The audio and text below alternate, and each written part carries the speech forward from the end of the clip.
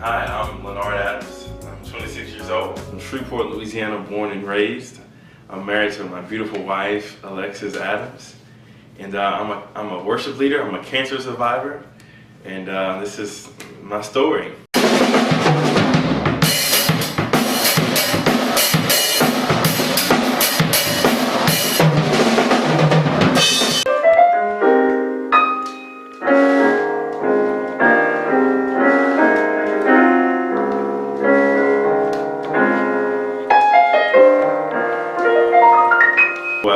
When I was in elementary school, around second grade, I used to, get ready for school in the morning, and my mom would, lotion my legs up, make sure that I wasn't ashy for school. And every time she got behind my left leg, I would always jump. It would hurt, and so we never understood it, and so we just kept going over months at a time. She thought maybe I had fallen in school or something. Months went by, and I was still having the same pain, and we began to notice that there was a little small bump beginning to grow from the inside of the back of my left leg. A friend of the family who was a physician, we had him check it out, and he looked at it and said, "Man, I actually think that it's a cyst," but he didn't think that it was cancerous. So he began to draw fluid from it, and so we were thinking that was going to work, that was going to deflate the cyst over time. But actually, instead, it grew to the size of a tennis ball. And I remember sitting inside the doctor's office, and I remember Dr. Ryan Picknell saying, "Leonard, Sally and LD, that's my parents' name, saying that your son Leonard has cancer." And they just started crying, and I didn't know why they were crying. I was sitting there like, man, this is no big deal. I just felt like I had a cold, It's gonna go away in just a couple of days. So elementary school classmates and all of my teachers at the school, they all supported me, gave me gift baskets. And I mean, if this was on a Monday, then by Thursday we were packing up, getting ready to move to Memphis. And so I was blessed to be able to become a patient at St. Jude Children's Research Hospital. It's a great hospital. It's one of the #1 hospitals in the whole world for childhood cancer and childhood diseases. I came in, and then when I walked in, I saw these other kids walking around. They had no hair, and they were walking around on crutches. They had masks on their face. They're walking around, with they weren't walking. Some of them were being rolled around inside wheelchairs. And I remember looking at my mom. I was like, "Hey, I'm a football player. I'm a basketball player, and I'm a competition swimmer. That's not gonna be me. I've never broken a leg. I've never been on crutches before. These kids have bald heads." I was like, "Mom, these kids look sick." And she had to tell me, "Well, Leonard, the same thing that they have, you have." And I just didn't believe it. And I said, even though I was 8, I just had this will about myself that I'm an athletic person, that I'm a person who's just always well. I'm just not a sickly person. And so I remember the first day at St. Jude, I went to the physical therapy, and I went to see this lady named Lola. I would never forget her name. I always called her Lola Bunny. And I went to go see Lola, and she told me, she took me to this back room, and she brought out these blue crutches. And I said, what is this? I was like, "Mom, I'm not gonna walk with these." And at that time, I could walk just fine. And she told me to see if I could walk up the stairs with the crutches and see can I walk down. And I did it with no problem.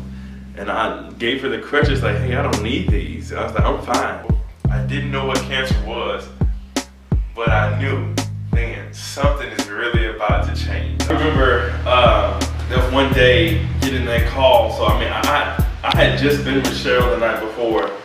And then I get to the hospital, and it's like, where is Sherry? Where is she? She wasn't at school. She wasn't at lunch. I was like, where is she? Then I found out that Sherry had died. Hey, my name is Alexis Adams. I am Leonard Adams' wife, and The experience I've had with him being a cancer survivor, we went to St. Jude March 2013, and he went to all his doctor's visits, and they checked his leg, they checked his balance, and because one of his feet don't touch the ground, and so they checked that, and they checked how he walks, and see him strapped up like that, and I just could only imagine what his mom went through with him being 8 years old. He was 24 when we went. I met one of the doctors that treated him when he was a kid, and we were in there talking about how he had just grown, and he's just a healthy man. And she started to cry in the room, and she just remembered him as a little boy in there, and them telling them that he had cancer, and she was just crying and how strong he was, because she sees patients all day, she sees kids all day long, and to see him grow up, live, basically defeat death, and is living, and he's getting married, and just to see him grow up like that. And it touched me more for her to cry and to remember his story. So I had learned to deal with death really, at a real young age. And I had even thought about my death too. I never thought that I would die, but there's something when you have cancer, that's something that you have to face, and something that you have to be prepared for. And I think it's something unfair to have to think about that at 8 years old. But at the same time, God has no respect of person. And so you have to be right within your life and know who you are. And in my opinion, and in my beliefs, you have to know what's going on whenever you die. And I believe that I was saved by Jesus Christ. All that adversity, I still graduated from high school in Shreveport, Kettle Magna High School, on time, amongst missing school, and graduated 2006. And I went to the University of Louisiana in Monroe to study biology, because I always wanted to be an orthodontist. So I was there for 2 years. I was doing really well in school, but I just felt a tugging on my heart that God had given me this gift of music. My entire life, I always singing, dancing, playing music. And so I actually went to what we call ULM. I went to ULM on a music scholarship to study biology. And after my second year, I just felt a call on my life to come back to Shreveport and to study music, because I felt that I really had such a gift there, and I felt that God really wanted to do something. So I moved back to Shreveport. I went to BIPSI for 1 semester. Studied music there, and then I got accepted into Centenary College. Went to Centenary College, had a great time. I did my time there, and I ended up graduating with my bachelor's with a bachelor's of art in music. And so, and that's when I really got started on my music career. And I sing.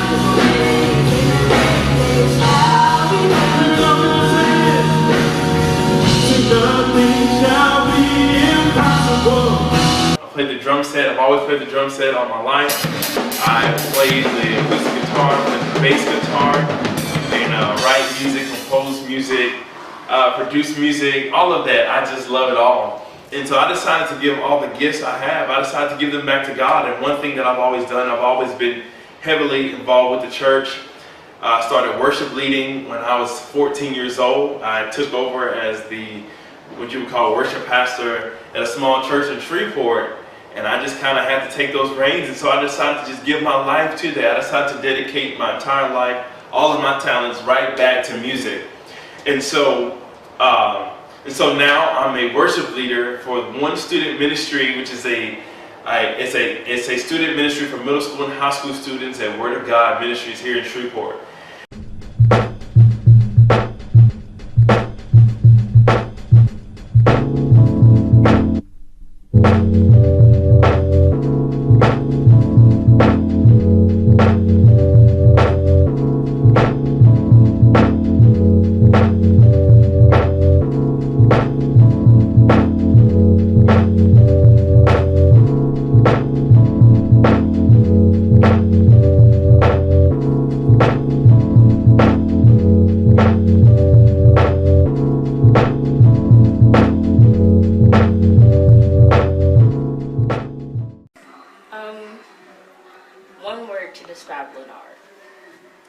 I'd say that he's a leader, because whenever somebody's like down or they need help, you can just go to Leonard and he'll give you the encouraging words that you need, or like advice.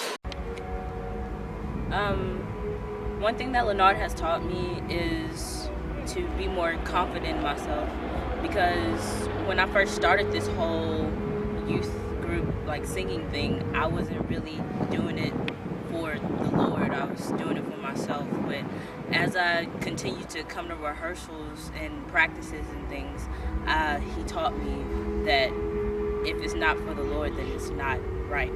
Mostly I learned that God is a healer, and I learned the power of family, and that you have to have a strong support system. And because of that, I believe that's why my faith is so strong today. And that's why I do what I do as a professional musician today, and as a worship leader. That's why I do what I do, because I feel like I have to give homage to the man who gave me life.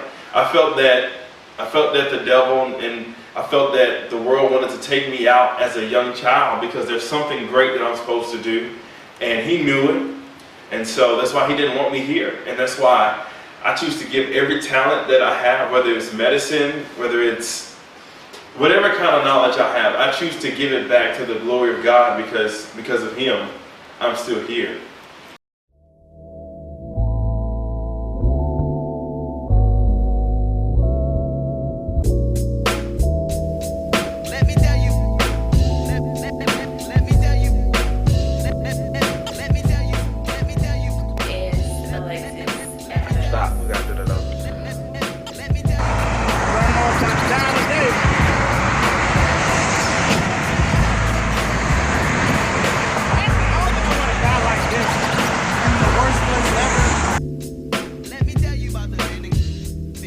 Too much. I hold him. My soul telling me I told something him else. you can get a good shot. Sometimes you can't work on Still right now. I'm out here damaging equipment. Teddy, I need you to run.